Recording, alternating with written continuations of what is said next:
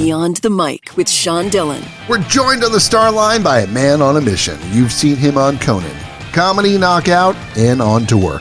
He's host of Discovery Channel's special Small Town Throwdown, comedian Mo Mandel. Welcome. Hey, what's up? How are you? Absolutely great. Let's go beyond the mic. You've been touring on the road for years. Comedians see the best and sometimes the worst of the towns they stay at. What drew you to this project? Actually, this project was my idea. You know, I grew up in a tiny town in Northern California called Boonville, which was often made fun of in the area I live. It's 700 people. People would say, oh, it's out in the boonies. You know, and I always kind of realized that Boonville was an awesome place that was totally misunderstood. And through touring as a comedian, I've come to a lot of towns that I've always heard terrible things about, and then ended up having an amazing time connecting with the audience, you know, and just loving the place. And so this kind of got me thinking, you know, we should do a show where we go to towns that are notorious, that have bad reputations for certain things, and let the communities kind of clear the air, speak for themselves, and, you know, bring a little justice and get a little laugh to the process, which is kind of what led us to Small Town Throwdown. You can find the clickbait just about anywhere on the internet. Worst town for this, best town for that. Talk about narrowing down the cities you covered for the first time in this Small Town Throwdown. Yeah, you're right about that. There's so much clickbait on the internet, it's unbelievable. For instance, I grew up near Sacramento. I know for a fact there's some gorgeous women in Sacramento, and if you look on the internet for town with the ugliest people, Sacramento will pop up.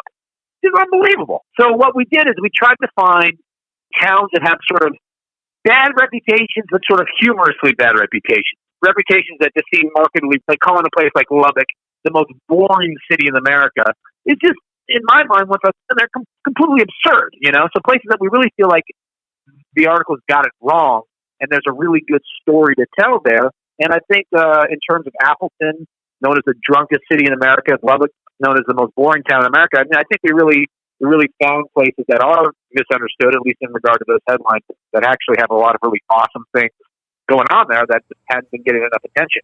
Now, have you ever been in Appleton or Lubbock before? I've never been to Lubbock, but I had been to Appleton once years ago, back when I was a bit of a heavy drinker, and it definitely seemed to have a lot of drinking going on. But that might have been just what I had going on in my life at the time. I'm certainly not doing that these days. I'm engaged. It's a different kind of universe, and I was able to see a very different side of Appleton. You tried throwing down with the 14-time national champion Texas Tech meat judging team.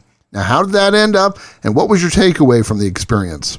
Well, first of all, meat judging was one of the most weirdest, bizarrest activities that I was able to experience on the show. I had no idea that it was a reality. In fact, I just did a call-in about, you know, promoting the show to a sports talk show. Before this, they had never heard of meat judging, which the people in Lubbock insist is a sport, according to the guys that I met down there.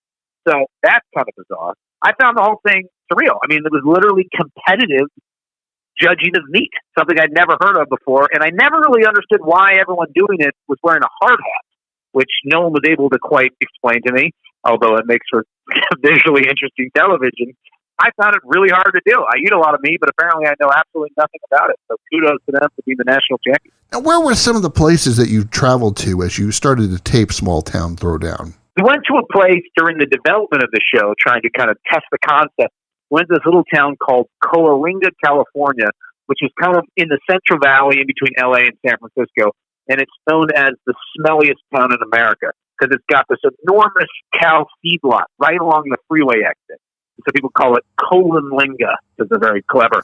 And it smells pretty strong, like it's strong. It smells strong. But the thing is, it's so interesting, is you drive by the freeway exit for Coalinga, smells like cow, you know, stuff. And then you get off the freeway and you go to the town and you realize, oh, that's just the freeway exit. That's not actually what the town smells like. The town's a little off the way, blows that smell away. And actually, the town is great. But for 20 years of my life, I've passed it, never got off the freeway, always thought it was just like Coalinga. And then I go there, I'm like, oh, this place is awesome. I just was too lazy to actually do a little bit of sightseeing and figure out what the place is all about. Turns out they actually have the #1 mud bog competition, like on the west side of America, and in the west of the Mississippi. It was incredible. They have these giant mud pits with guys, you know, drive them all over to gun their huge trucks into the mud. I was able to do it, and it's like, man, this place is fun. You know, it was a really cool, special, weird little community of about 15,000 people that is a lot more than just the cow part. You've tackled a couple of cities. Is this a project that you would like to continue to do? Absolutely. I really love doing this experience.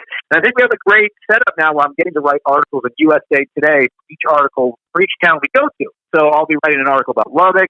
I'll write an article about Appleton. So, it'll actually now be out there. It'll be printed. It'll be on the internet. And it'll actually help these towns out a little bit. I hope, hopefully it'll help. If anyone Googles these towns, that article will come up. People say, oh, wait a minute. Well, it's Bloomington. Well, here's another article that says this place is awesome. So I hope in a small way I can kind of, help the, in a sort of, help the kind of narrative about the town. And it's just a lot of fun to do. I mean, in the 2 weeks that we spent shooting the show, I got to dive into a frozen river. I drove a snowplow through a demolition kind of course. I went bull riding, or not riding, but I was a rodeo clown. I'm counting it as riding. I rode a horse. I roped a cow. I wrestled a cow. I ate some crazy mac and cheese in Lubbock. I got to meet some weird little prairie dogs. It was a blast. It was like some of the funnest weeks of my life. And I hope, I really think people are going to enjoy the show. It's a hell of a lot of fun. It's funny, and it's got a little bit of heart, and not to be too much of a cheese ball. But I do think it's kind of a nice break from all the doom and gloom that America's been dealing with over the last 2 months, that the world's been dealing with. A chance to kind of smile and remember what a great place it really is. How has Discovery been to work on this project? I mean, it's not Shark Week or Deadliest Cities. No, this has been my first experience with Discovery, and they've been fantastic. I think that network really knows its audience. It really knows what works over there, and they just kind of let us have the reins, and they really let me risk my life for entertainment and do a lot of, crazy things. And I think they've been really, really good. They've been really good. They're getting in front of the show. They're promoting it. They seem to really love it. So that's all you can really hope for from a network, You bust your ass trying to make some good television, and then you just hope they like it enough to kind of promote it, to set up phone calls like this so that you actually get a chance to make sure it's seen so you can, go out and shoot some more and not be stuck in the apartment with your fiance quarantine, losing your mind. Time's running out, so it's time for the Rocky Nate. 8 random questions. Answer with the first thing that comes to your mind. No pressure. Okay. Favorite toy you had growing up? He-Man. Do you have a quarantine workout, and what is it? Yes. It's called Bully Juice on YouTube. It's this dude who's incredibly ripped, who does incredible, feats of human strength, and I get exhausted after about 3 minutes. Pretty amazing. Favorite deli sandwich? Turkey, avocado, and bacon. Really? Boom. How's that for me judging? Yeah. Which is harder, filming a TV series or doing stand-up? TV series, because you got to deal with a lot of other people. Stand-up, you only got to deal with the occasional drunk. A lot of personalities on TV. Hobby you do to relax? I watch action movies. I actually have a podcast about action movies called Jean-Claude Van Damme, girl. For each week, I just talk about 80s and 90s action movies. Very nice. So what's the last movie you watched? Hard Target. Rewatched that classic Van Damme absurd movie that took place in Louisiana. The great thing about Van Damme is they always got to describe why he has that accent. Exactly. So for this one, they're like, he grew up way out on the bayou with a French uncle. And that's why he's straight out of France. So, yeah, Jean-Claude. It's like Bloodsport. Oh, Bloodsport's great.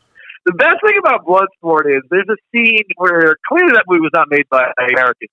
Because there's a scene where Van Damme as a kid is wearing a New York Giants shirt and a San Francisco Giants hat.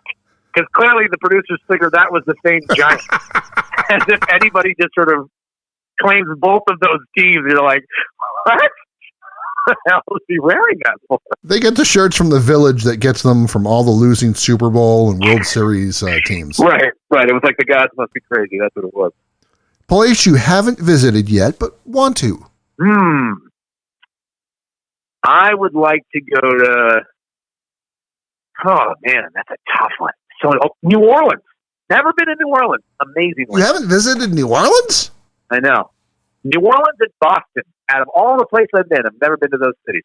It's kind of incredible. I know I'm setting you up for this question, but best part of having a board-certified urologist and sex med doctor as your fiancé? When she tells me nightly that out of all the thousands of male parts she sees on a daily basis, mine is by far the best. And knowing she's lying. And you just look and you go, thank you, honey. I go, of course. Finally, did Spotify ever chip in for your wedding after ruining your proposal? Not yet, but Spotify, if you're listening, when I was going to propose, I had it on Spotify and I went to 4 commercials in a row. You can see it on my Twitter. You pony up for the wedding, all right? Because we don't even know if the wedding we've been paying for is even going to be able to happen in September. So throw some coins our way. So the wedding is still right now temporarily on in September. It's a nightmare. We're planning a wedding that we don't even know if anyone will be able to go to. Everybody's asking us to get deposits, and we're like, you book a florist, they want like, $1,000 up front or whatever, which I didn't even know that's how much it costs. So my fiance's educating me a lot here. And then we're thinking, well, what if there's like an outbreak and people can't even come anymore?